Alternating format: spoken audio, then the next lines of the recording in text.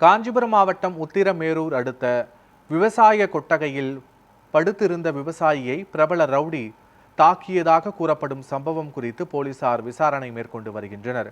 காட்டுப்பாக்கம் கிராமத்தை சேர்ந்தவர் 70 வயதான சம்பத். இவர் இரவு நேரங்களில் தன்னுடைய கால்நடைகளை பாதுகாக்க தனது விளைநிலங்களில் கொட்டகை அமைத்து காவலுக்கு அங்கேயே படுத்து தூங்குவது வழக்கம். சம்பத் தனது கூடாரத்தில் உறங்கிக் கொண்டிருந்த போது இரவு சுமார் 11 மணி அளவில் அவரது கூடாரத்திற்குள் இளம் ஜோடிகள் ஒன்று நுழைந்ததாக கூறப்படுகிறது.